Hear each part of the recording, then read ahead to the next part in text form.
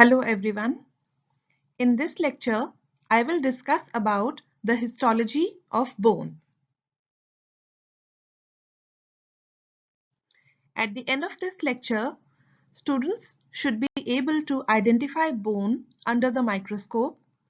They should be able to classify the various types and describe the structure-function correlation of the same.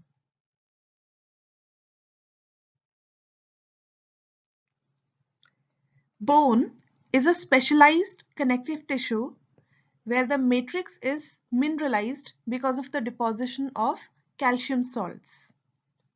It is a very rigid, hard structure, yet it is capable of regeneration and repair. So it is a very dynamic living tissue that undergoes continuous remodeling.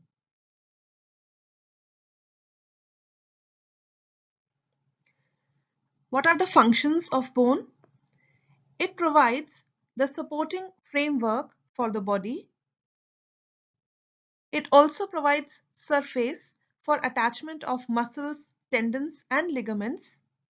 And because of this, it acts as a lever for the action of various muscles and locomotion. It also provides protection for important organs like the brain, heart, lungs, spinal cord, etc. Hematopoiesis occurs in the bone marrow present inside the bone. In case of old age, the bone marrow becomes yellow and becomes a site for storage of fat. Bone is the biggest storehouse of calcium and phosphorus in the human body. In the bones of the face, there are paranasal air sinuses that affect the timbre of voice.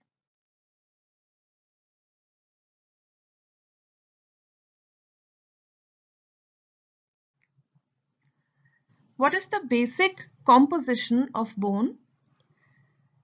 Like any other connective tissue, bone comprises of cells and matrix. Amongst the cells in the bone, there are osteoprogenitor cells, osteoblasts, osteocytes, and osteoclasts. The matrix is made up of ground substance and fibers, and the ground substance further has two components, organic component and the inorganic component.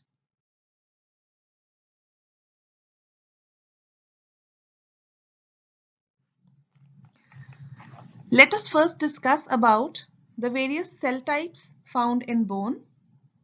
There are the osteoprogenitor cells, which are the stem cells, the osteoblasts that actually synthesize the bone, osteocyte, which is the mature bone cell, and the osteoclast, which are the cells responsible for resorption of bone.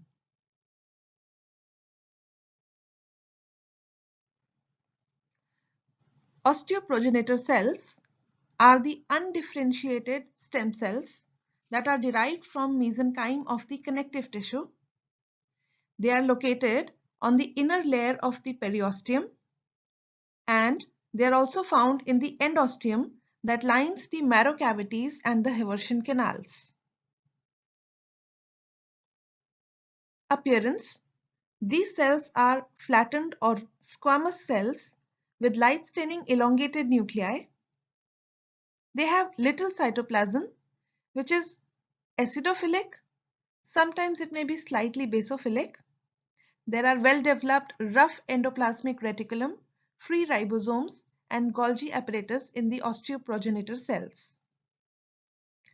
Now these cells are capable of forming a lot of variety of cells like the fibroblast, osteoblast, chondrocytes, muscle cells, or adipocytes, depending upon what signaling molecules are inducing them. So when bone-specific signaling molecules come in contact, the osteoprogenitor cell will give rise to the osteoblast.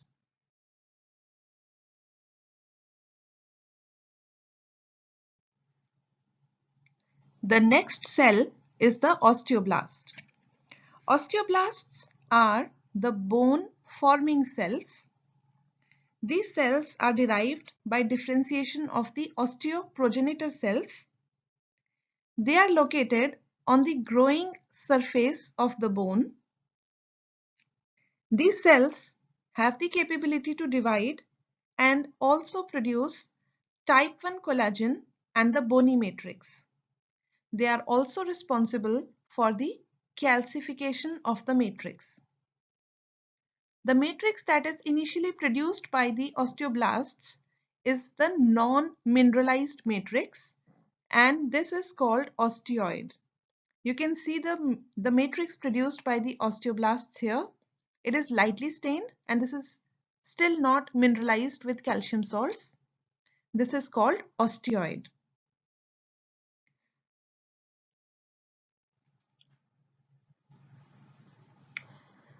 How does osteoblast produce mineralization of the matrix? Osteoblast, as you can see here, this is an osteoblast.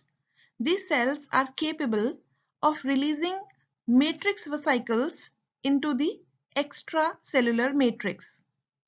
These vesicles are membrane bound and they contain some enzymes that provide a microenvironment favorable for accumulation of calcium and phosphate ions inside the matrix vesicles. Once the calcium and phosphate are accumulated inside the matrix vesicles, they start to form needle-like hydroxyapatite crystals. And finally, with the help of an enzyme called phospholipase, holes are punched in the matrix vesicles and the hydroxyapatite crystals are released into the extracellular matrix.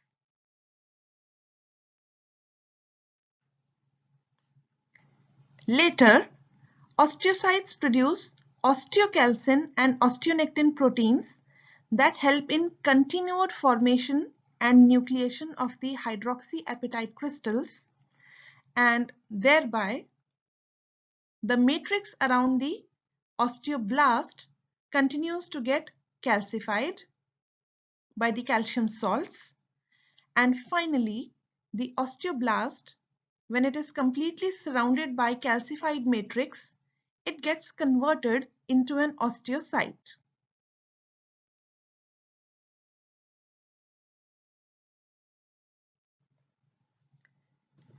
The appearance of osteoblast.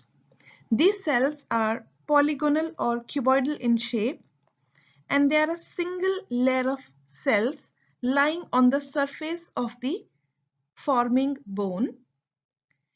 In the active osteoblast, the cytoplasm is markedly basophilic. The cells are Pas positive, that is the pyridic acid Schiff reaction that is positive in these cells. These cells also contain alkaline phosphatase. These cells exhibit numerous cytoplasmic processes to communicate with the neighboring cells.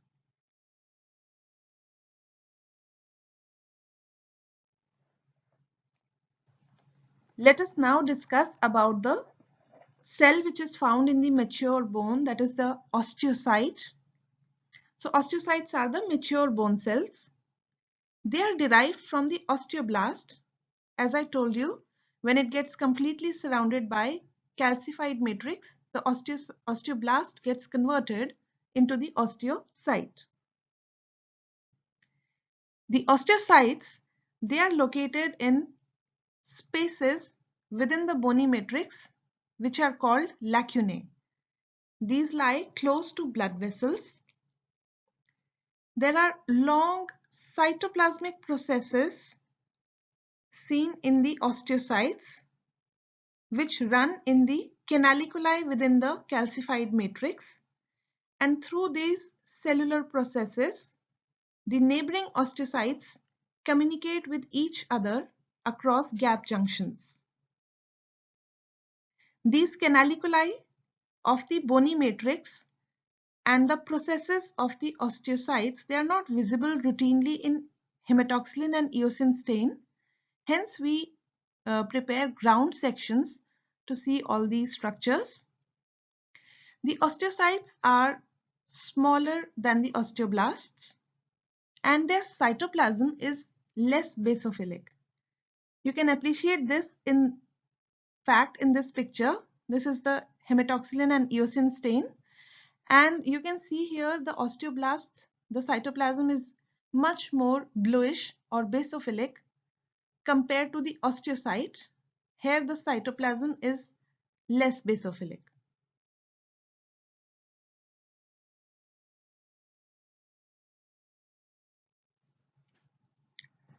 The functions of osteocyte include maintenance of integrity of the canaliculi and lacunae, thus keeping the channels open for diffusion of nutrients.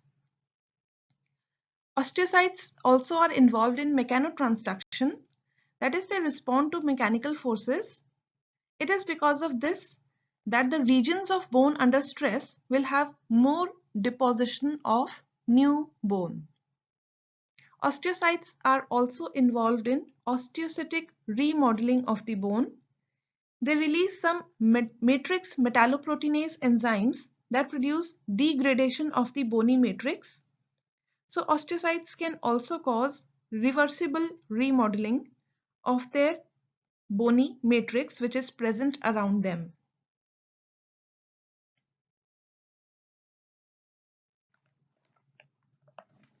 Now, a very special cell which is called osteoclast. This is the bone resorbing cell. You can see them in this picture. These cells, they are completely different from the cells that I just described earlier. They belong to a different cell lineage. They come from the hematopoietic stem cells from the mononuclear macrophage lineage.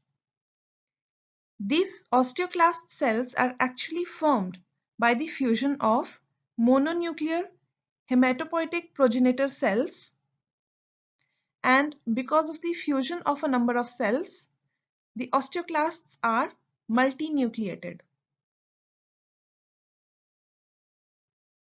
The rest of the cells of the bone are derived from the mesenchymal stem cells, which form the osteoblast and then the osteocytes.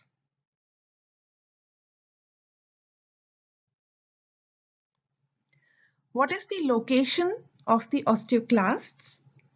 They are the bone resorbing cells. So wherever they are present and active, there will be resorption of bone seen.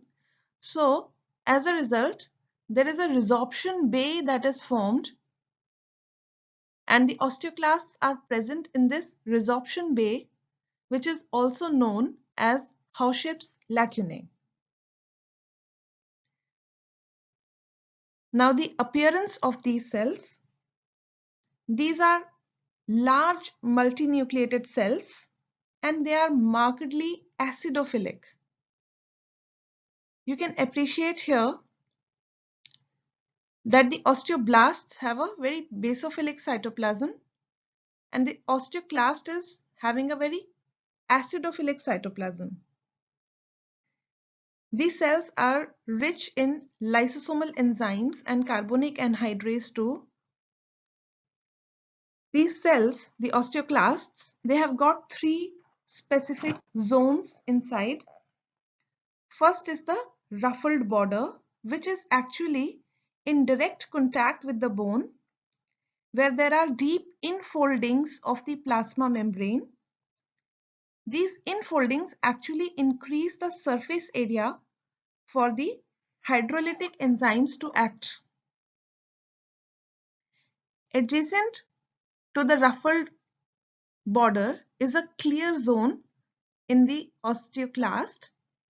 This is a ring-like perimeter of cytoplasm just adjacent to the ruffled border. Then there is the basolateral domain. In this region, whatever material is digested over here during bone resorption is stored in transport vesicles, and through this basolateral domain, the transport vesicles are exocytosed and all the digested contents are released across the basolateral domain.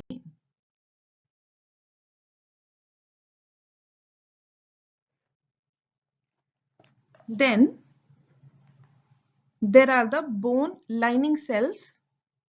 They are actually derived from the osteoblasts. They line the bone on the outside where they are called the periosteal cells, and on the inside lining the marrow cavity where they are called the endosteal cells. These are actually flattened cells covering the surface of the bone when it is not remodeling. These cells are involved in the maintenance and nutritional support to the osteocytes.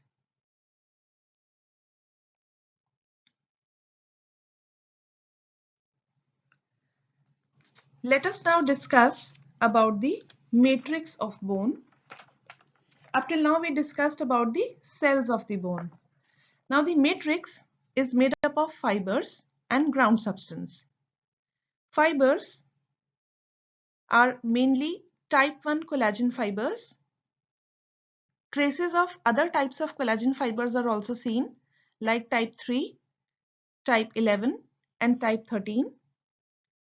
Now 80 to 90% of the organic component of bone is formed by these fibers. Now we come to the ground substance. It has two components, organic part and inorganic part. Amongst the organic component, there are glycosaminoglycans like hyaluronan, chondroitin sulfate and keratin sulfate. There are glycoproteins like osteonectin. This protein acts as a glue between the collagen and the hydroxyapatite crystals. There are also sialoproteins in the ground substance such as osteopontin. This protein acts as a glue between the cells and matrix of the bone. Apart from this, there is osteocalcin, which has a role in capturing the calcium and also in activating the osteoclasts.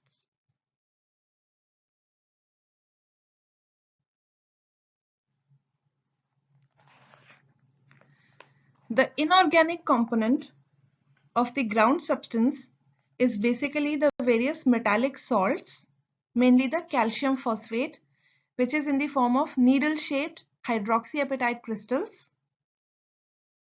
Apart from calcium and phosphate, the other salts that are seen include the magnesium, carbonate, sodium, fluoride, chloride, and potassium ions in the ground substance. Now the organic component of bone comprises about 33% of the dry bone, whereas the inorganic component forms roughly 67% of the dry bone. But in case of living bone, 20% of the weight of the bone is formed by water.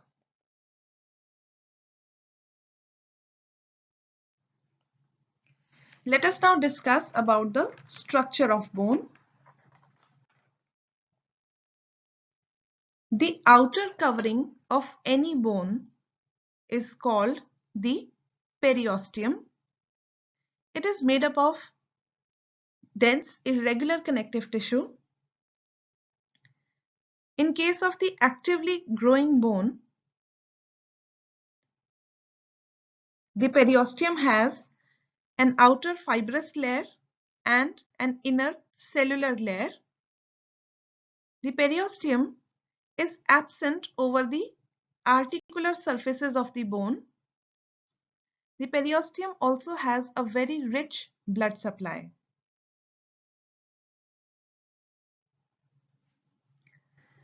Now, let us discuss about the two layers of periosteum.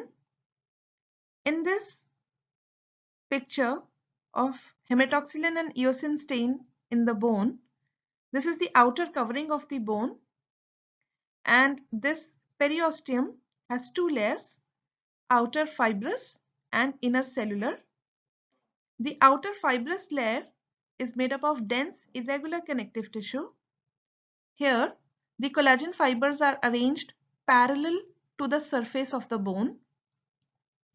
However, at sites of attachment of tendons, the collagen fibers from the tendons, they enter obliquely into the bone and they may extend into the outer circumferential and interstitial lamellae as well. You can also appreciate these fibers in this picture here. These fibers are called the Sharpie fibers or the perforating fibers. Coming to the inner layer of the periosteum, this layer is made up of osteoprogenitor cells. The cells present in this layer are capable of conversion into osteoblasts whenever bone formation is required.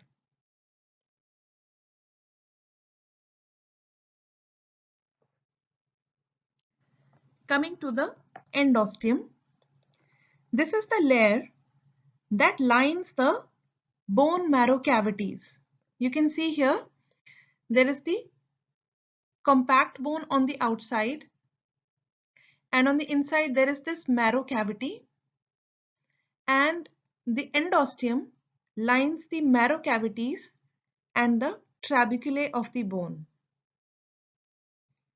Similarly, in this picture, which is the hematoxylin and eosin stained picture of cancellous bone, you can see that these are the bony trabeculae and this is the marrow cavity here. And you can see that adjacent to the marrow cavity, the trabeculae are lined by the endosteal cells. The endosteal cells are also osteoprogenitor cells. This layer is one cell layer thick.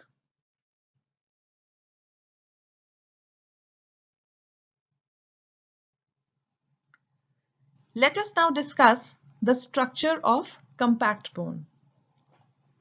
Now, on the outside, the compact bone will be covered by a periosteum, which will have the two layers, outer fibrous and inner cellular. Then, deep to the periosteum, there is a lamellar arrangement of the matrix, which contains the collagen fibers and the minerals. And these lamellae are of three types. The circumferential lamellae, which you can see here and also here. Then there are the concentric lamellae and there are the interstitial lamellae.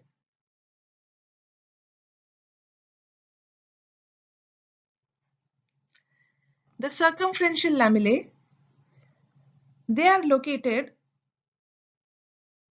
along the outer surface of the bone, where they are called the outer circumferential lamellae, and also along the inner surface of the bone, where they are called the inner circumferential lamellae. In both these, the collagen fibers, they run parallel to each other. You can see here they are running parallel, and they also run parallel to the long axis of the bone. The outer circumferential lamellae are present under the periosteum, and the inner circumferential lamellae, they are present underneath the endosteum.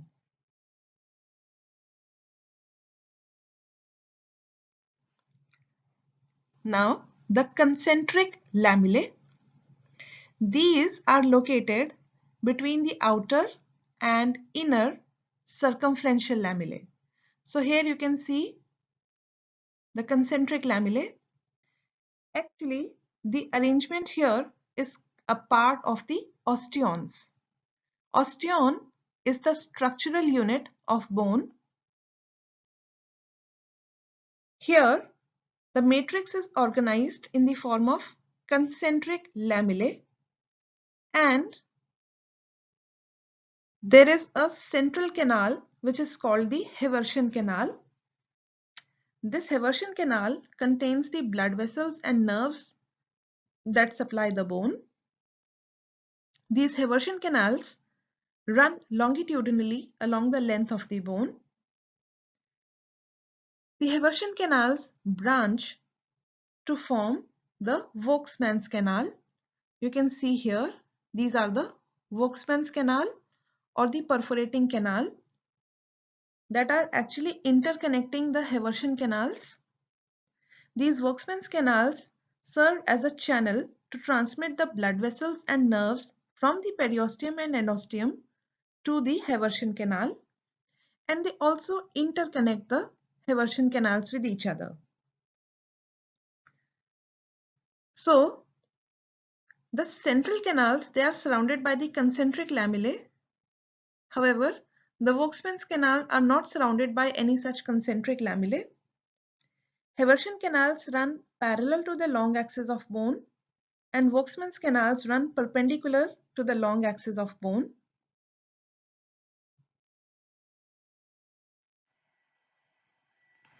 In this picture, you see a ground transverse section of a dry compact bone at a high magnification. So you can see an enlarged view of an osteon. In the center of the osteon, there is the central canal or the Haversian canal containing the blood vessels and nerves. Around this, the matrix is laid down in concentric lamellae. You can appreciate the presence of some lacunae within these lamellae in the matrix. In these lacunae, the osteocytes are present. You can also appreciate some canaliculi radiating in all directions from these lacunae. These canaliculi are actually the canals that travel within the matrix, the calcified matrix, and these canaliculi, they lodge the cytoplasmic processes of the osteocytes and also some amount of fluid.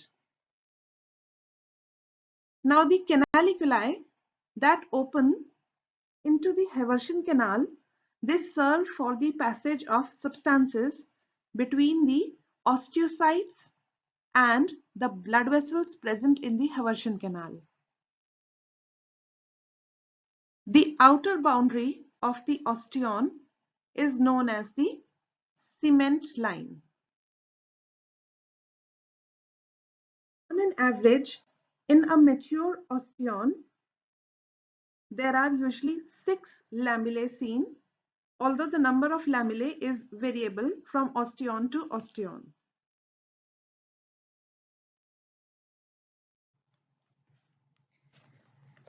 Within the osteon, the collagen fibers are laid in a concentric fashion, as you can see here. But you have to note that in adjacent lamellae, the collagen fibers are oriented in a different direction. So this is the central canal containing the blood vessels and nerves. Around it, you can see the orientation of collagen fibers in the first lamella. In the outer lamella, the direction is different, and in the other adjacent lamella, the direction is further different. This kind of an orientation of collagen fibers imparts strength to the bone. On an average, about 6 lamellae are seen in each osteon.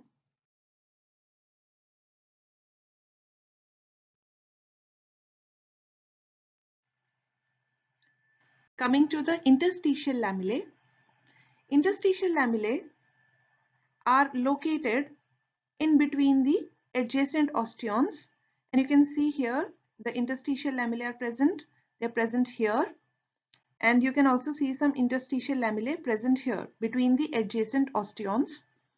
These are actually representing the remnants of the old eroded osteons.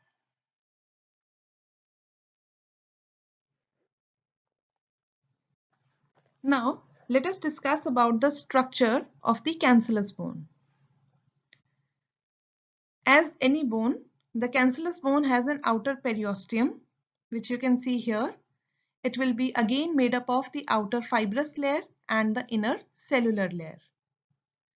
Now, deep to the periosteum, there are several bony trabeculae, and in between the trabeculae, the space that is present is called the marrow cavity. These trabeculae are made up of collagen fibers which have a lamellar arrangement in the trabeculae, and there are osteocytes present in lacunae in between the lamellae of collagen fibers. However, no Haversian system is seen here, unlike the compact bone.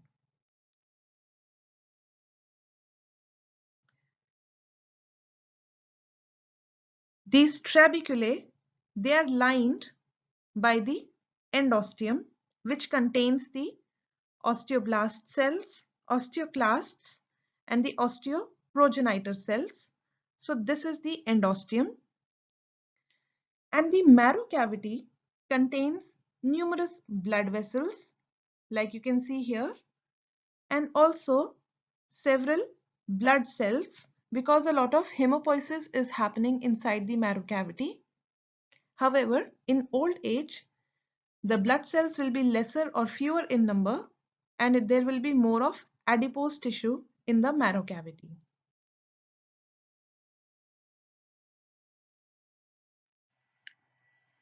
This is a high power view of the cancellous bone, where you can appreciate the eosinophilic trabeculae, which are of varying length and thickness.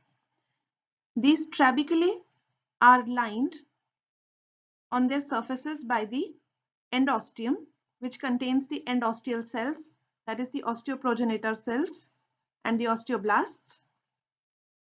Now within these trabeculae, you can appreciate the lacunae containing the osteocytes. You can also appreciate in this picture the presence of osteoclasts. The multinucleated osteoclasts are present in certain lacunae, which are called the Hauschip's lacunae, also called the resorption bay. And you can see how in this region the bony trabecula is getting resorbed by the action of the osteoclasts.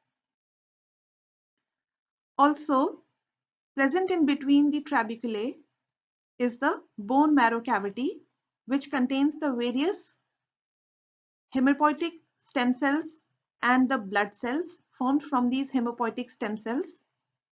The marrow cavity also contains some blood vessels.